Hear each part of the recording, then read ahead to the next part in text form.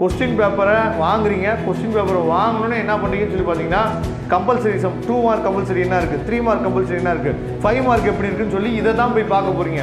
அப்படி தயவு செய்து ரீட் பண்ணாதீங்க. நான் திரும்ப சொல்கிறேன், கொஸ்டின் பேப்பரை ரீட் பண்ணாதீங்க. கொஸ்டின் பேப்பரை ரீட் பண்ணாதீங்க. ஒன் வேர்ட்ஸ் என்ன இருக்கோ அதை மட்டும் பாருங்கள் தயவு செய்து. நான் ஏன் இதை நான் சொல்லிகிட்டே இருக்கேன் அப்படின்னா நிறைய பேர் இதை புரிஞ்சிக்கவே மாட்டீங்க. அதாவது கொஸ்டின் பேப்பரை நீங்கள் முன்னாடியே நீங்கள் பார்த்துட்டீங்க அப்படின்னா, கொஸ்டின் பேப்பர் நீங்கள் முன்னாடியே பார்த்துட்டீங்கன்னா கொஸ்டின் பேப்பர் இவ்வளோ கஷ்டமாயிடுச்சு அப்படின்னு சொல்லி அதே தான் 5 மார்க் அவ்வளோ கஷ்டம், 3 மார்க் அவ்வளோ கஷ்டமாக இருக்கேன்னு சொல்லி அதுக்கு முன்னாடி இருக்கிறதெல்லாம் ஈஸியாக இருந்திருக்கும். அதையே திங்க் பண்ணிட்டு என்ன பண்ணுறீங்க, இதெல்லாம் விட்டுருப்பீங்க. இது உங்களுக்கு எக்ஸ்பீரியன்ஸ் ஆகிருக்கும் உங்களோட எக்ஸாம்.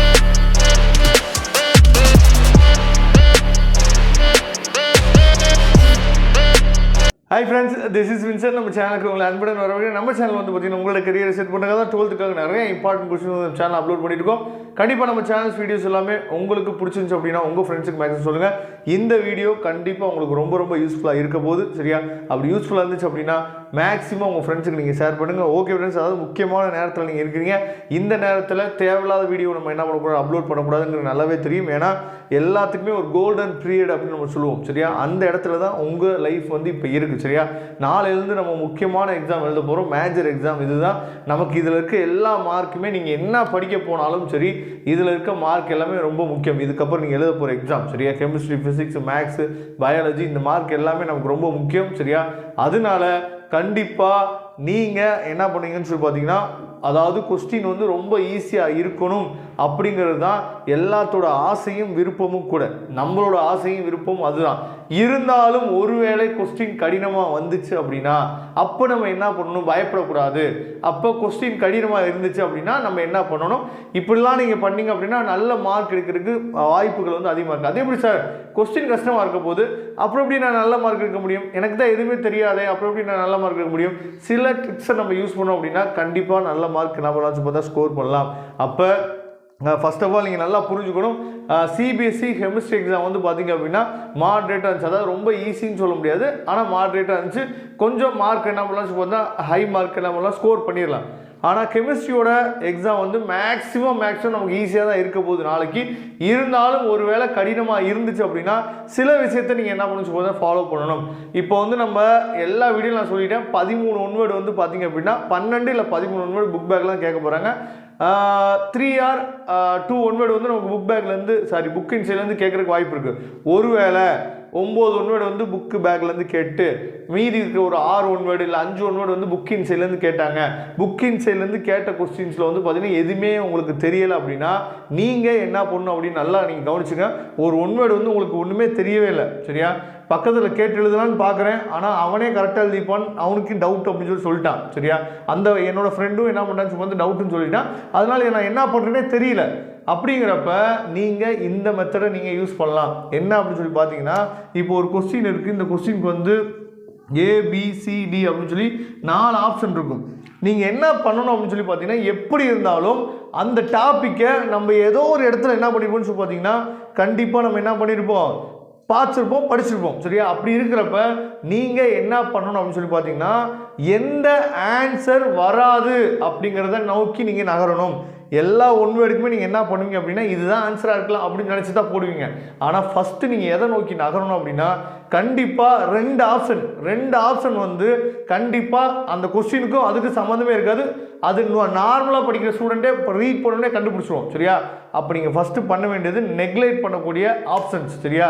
அப்போ இந்த ஆப்ஷன் கண்டிப்பாக வராதுப்பா, இந்த ஆப்ஷன் கண்டிப்பாக வராதுப்பா அப்படின்னு சொல்லி 2 ஆப்ஷன் நீங்கள் என்ன பண்ணுச்சு பார்த்தீங்கன்னா வராது அப்படிங்கிற ஆப்ஷன் 2 ஆப்ஷன் நீங்கள் கண்டிப்பாக நீங்கள் கண்டுபிடிச்சி ஆகணும். சரியா? அது ஈஸியாக கண்டுபிடிச்சிடலாம். நமக்கு கன்ஃபியூஸ் பண்ணுறதுக்காக தான் என்ன பண்ணுவாங்கன்னு பார்த்தீங்கன்னா இந்த 2 ஆப்ஷனில் ஒரு ஆப்ஷன் வந்து பார்த்தீங்க அப்படின்னா நமக்கு வந்து கன்ஃபியூஸ் பண்ணுறதுக்காக வீம் கூட என்ன பண்ணிப்பா கொடுத்துருப்பாங்க. சரியா? இது இல்லைன்னா இது எப்படியோ கண்டுபிடிச்சி நீ எழுதிக்கன்னு சொல்லி கொடுத்துருப்பாங்க. நான் இது எதுக்கு சொல்ல வரேன்னு சொல்லி பார்த்தீங்கன்னா உங்களுக்கு நல்லா தெரிஞ்ச ஒன்வேர்டு இருந்தால் பிரச்சனையே இல்லை. அந்த ஒன்வேர்டை பற்றி சுத்தமாக தெரியவே இல்லை அப்படின்னா இதை நீங்கள் ஃபாலோ பண்ணி ஆகணும்.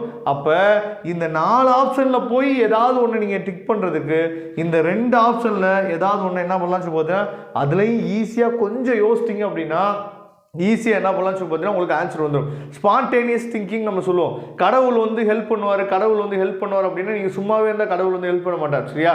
அப்படிங்கிறப்ப ஏன் வந்து கிளாஸில் நடத்துகிறப்பெல்லாம் நம்ம கவனிக்கணும், சும்மா காதையாவது கொடுத்து கேளுடா அப்படின்னு சொல்லி டீச்சர்ஸ் வந்து சொல்கிறதுக்கு காரணம் என்னன்னா இந்த மாதிரி இடத்துல தான் அதெல்லாம் யூஸ் ஆகும். சரியா? அப்போ ஏதாவது ஒரு இடத்துல நம்ம காதில் அந்த கொஸ்டின் வந்து நினச்சி பார்த்தா போயிருக்கும். அப்போ டக்குன்னு என்னென்னா ஸ்ட்ரைக் அவுட் ஆகும். ஓ இதுக்கு இதான பார்த்தோம், அப்போ இதான ஆன்சர் அப்படின்னு சொல்லி ஸ்ட்ரைக் அவுட் ஆகும். இந்த இடத்துல தான் நமக்கு வந்து லக்கு இல்லை கடவுள் வந்து என்ன பண்ணுறான்னு போது ஹெல்ப் பண்ணுறது, அதெல்லாம் இந்த மாதிரி இடத்துல தான் நடக்கும். அப்போ ஒன் வேர்டுக்கு நீங்கள் இந்த மெத்தட் யூஸ் பண்ணலாம். எதுவுமே அந்த கொஸ்டினே தெரியாது, சுத்தமாக தெரியாது அப்படிங்கிற இடத்துல நீங்கள் என்ன பண்ணலாம் சொல்லி பார்த்தீங்கன்னா 4 ஆப்ஷனில் ஏதாவது ஒன்று போடுறதுக்கு 2 ஆப்ஷன் நம்ம ஈஸியாக கண்டுபிடிச்சிடலாம். சரியா? அதை நீங்கள் பார்த்துங்க. அதுக்கப்புறம் ரொம்ப முக்கியமானது என்னென்னா கம்பல்சரின்னு நம்ம சொல்லும் போது 24th கொஸ்டின். சரியா? 24th கொஸ்டினும் 33rd கொஸ்டினும் நமக்கு என்னென்னா கம்பல்சரி. இதில் மேக்ஸிமம் வந்து பார்த்தீங்கன்னா நமக்கு வந்து ரியாக்ஷன் இல்லைனா வந்து பார்த்தீங்க அப்படின்னா ஐயூபாக்கு நேம் வைக்கிறது. சரியா? அப்படி இல்லைன்னா ப்ராப்ளம், இதை தான் நமக்கு கேட்க போகிறாங்க. சரியா? அப்படி இல்லாத பட்சத்துக்கு தியரி கொஸ்டின் நான் ஏற்கனவே சொல்லியிருந்தேன், மேக்ஸுக்கு நம்ம சில ட்ரிக்ஸை நம்ம யூஸ் பண்ணோம். ஒருவேளை இதில் இந்த 3மே இல்லாமல் ஒரு தியரி கொஸ்டின் கேட்டாங்க அப்படின்னா அந்த தியரி கொஸ்டின் தெரியலை, நான் திரும்பவும் சொல்கிறேன், அந்த தியரி கொஸ்டின் கேட்டாங்க, தியரி கொஸ்டின் தெரியலை அப்படின்னா மட்டும் நீங்கள் என்ன பண்ணலாம் சொல்லி பார்த்தீங்கன்னா மேலே இருக்க ஏதாவது ஒரு கொஸ்டினோட ஆன்சரை நீங்கள் என்ன பண்ணலாம் சொல்லி பார்த்தீங்கன்னா இந்த கொஸ்டின் நம்பரை போட்டு நீங்கள் என்ன பண்ணலாம் சொல்லி பார்த்தீங்கன்னா எழுதலாம். எப்போனா தியரி கொஸ்டின் கேட்கும் போது நல்லா நீங்கள் கவனிச்சுக்கணும். தியரி கொஸ்டின் கம்பல்சரியில் கேட்டாங்க அப்படின்னா ஒருவேளை இங்கே அதாவது ரியாக்ஷன், அதுக்கப்புறம் வந்து பார்த்தீங்கன்னா ஐயூபாக்கு நேமு, ப்ராப்ளம், இந்த 3ல் கம்பல்சரியில் வந்துச்சு அப்படின்னா கண்டிப்பாக நீங்கள் இந்த கொஸ்டினை அட்டென்ட் பண்ணி தான் ஆகணும். சரியா? விட்டுட்டு மட்டும் வந்துடாதீங்க, தயவுசெய்து அட்டன் பண்ணுங்கள். லாஸ்ட் இயர்லாம் வந்து பார்த்தீங்க அப்படின்னா நமக்கு வந்து மேத்ஸ் வந்து போனஸ் மார்க்லாம் போட்டாங்க. யாருக்கு போனஸ் மார்க் கிடைக்கும் அப்படின்னா அந்த கொஸ்டின் நம்பரையாவது அட்டன் பண்ணி என்ன பண்ணுங்கன்னு சொல்லி பார்த்தீங்கன்னா எழுதி சும்மா என்ன பண்ணிக்கணும், அந்த கொஸ்டின் அட்டன் பண்ணியிருக்கணும். அப்படி இருக்கவங்களுக்கு தான் என்ன சொல்லி பார்த்தீங்கன்னா அந்த போனஸ் மார்க் கிடைச்சிது. இந்த மாதிரி உங்களுக்கே தெரியாத கொஸ்டின் வந்து தவறுதலாக கூட இருக்கலாம். அப்படிங்கிறப்ப நீங்கள் 24th கொஸ்டினும் 33rd கொஸ்டினும் நான் திரும்ப சொல்லிட்டேன், தியரி கொஸ்டினாக இருந்துச்சு அப்படின்னா ஒரு தியரி கொஸ்டின் கேட்டிருக்காங்க, அதுக்கு பதிலாக நீங்கள் மேலே இருந்து ஏதாவது ஒரு கொஸ்டினை கூட எழுதி அந்த கொஸ்டின் நம்பர் போட்டு எழுதணும். சரியா? எதுனா 24 இல்லை 33. சரியா? இந்த மாதிரி போட்டு எழுதணும். ஆனால் ரியாக்ஷன், ப்ராப்ளம், அதுக்கப்புறம் வந்து பார்த்தீங்க அப்படின்னா ஐயூபாக் நேம், இது கேட்டாங்கன்னா கண்டிப்பாக நீங்கள் அட்டன் பண்ணி தான் ஆகணும்.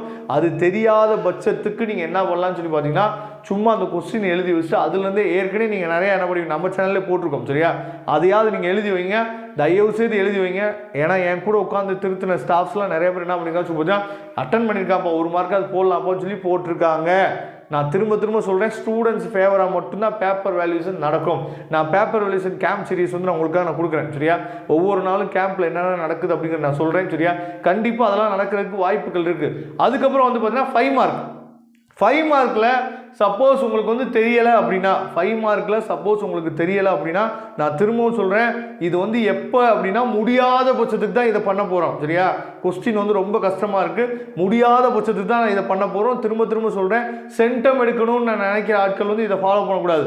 முடியாத பட்சத்துக்கு நான் ஓரளவுக்கு மார்க் எடுத்தால் போதும் அப்படின்னு நினைக்கிற பசங்க என்ன பண்ணலாம் சொல்லி இதை ஃபாலோ பண்ணலாம். நல்லா நீங்கள் கவனிங்க. அதாவது இப்போ 5 மார்க் கொஸ்டினில் நமக்கு வந்து இப்போ உதாரணத்துக்கு வந்து பார்த்தீங்க அப்படின்னா ஒரு 34th கொஸ்டின் இருக்குன்னு வச்சுக்கோம். இதில் வந்து ஏபி அப்படின்னு சொல்லி 2 ஆப்ஷன் இருக்கும். ஏபி அப்படின்னு சொல்லி 2 ஆப்ஷன் இருக்கும். இந்த கொஸ்டின் தெரியுது, இந்த கொஸ்டின் எனக்கு தெரியுது. ஆனால் 35th கொஸ்டினில் ஏவும் தெரியல, பியும் தெரியல. சரியா? இது 2மே தெரியல. அப்படி தெரியாத பட்சத்துக்கு என்ன பண்ணலாம்னு சொல்லி பார்த்தா தியரி கொஸ்டினாக இருந்துச்சுன்னா நான் திரும்பவும் சொல்கிறேன், தியரி, நான் என்னோட வார்த்தைகளை நீங்கள் நல்லா கவனிக்கணும். சரியா? தியரி கொஸ்டினாக இருந்துச்சு அப்படின்னா நீங்கள் என்ன பண்ணலாம்னு சொல்லி பார்த்தீங்கன்னா அதாவது 34ல் ஏ கொஸ்டின் எழுதிட்டு 35ல் பி கொஸ்டின் சொல்லி போட்டு என்ன பண்ணலாம்னு சொல்லி பார்த்தா எழுதலாம். சரியா? இதை வந்து யாருன்னா முடியாத பட்சத்துக்கு இதை ஃபாலோ பண்ணலாம். தியரி கொஸ்டினாக இருந்துச்சு அப்படின்னா திரும்ப சொல்கிறேன், தியரி கொஸ்டினாக இருந்துச்சு அப்படின்னா ஃபாலோ பண்ணலாம். மார்க் போட்டிருக்காங்க, நான் அதனால தான் சொல்கிறேன். சரியா? அதனால அதாவது எந்த கொஸ்டினுமே நீங்கள் விடவே கூடாது. 70 மார்க் எக்ஸாம் அப்படின்னா 70 மார்க் நீங்கள் எழுதி ஆகணும். நிறைய பேர் சொல்லியிருப்பாங்க, ஆனால் நிறைய பேர் இதை ஃபாலோ பண்ணல. நிறைய பேர் ஒன் வேர்டே என்ன பண்ணுறான்னு சொல்லி பார்த்தீங்கன்னா 1 அப்படின்னு சொல்லி கொஸ்டின் நம்பர் மட்டும் போட்டு விட்டுறேன், ஏன்னா ஆன்சர் தெரியல. அப்படிலாம் விடாதீங்க தயவுசெய்து. 4 ஆப்ஷனில் ஏதாவது ஒரு ஆப்ஷனை எழுதுங்க தயவுசெய்து. அதனால் 70 மார்க் அப்படின்னா நீங்கள் 70 மார்க் எழுதியே ஆகணும். இதை நீங்கள் மறந்துடாதீங்க. சப்போஸ் ஏதாவது ஒரு கொஸ்டின் கஷ்டமாக இருந்துச்சுன்னா உங்களுக்கு கொஸ்டின் வந்து புக் இன்சைட்லேருந்து கேட்கறதுக்கு பதிலாக அந்த கொஸ்டினே தவறுதலாக கேட்கறது கூட வாய்ப்பு இருக்குது. அப்படி இருந்தால் போனஸ் மார்க் கிடைக்கும். அந்த நேரத்தில் போய் அதை சும்மா எழுதி வச்சுருந்தா கூட மார்க் கிடைக்கும். அந்த நேரத்தில் யோசித்து எந்த பிரயோஜனமும் இல்லை. அதனால் கண்டிப்பாக இதை ஃபாலோ பண்ணுங்கள்.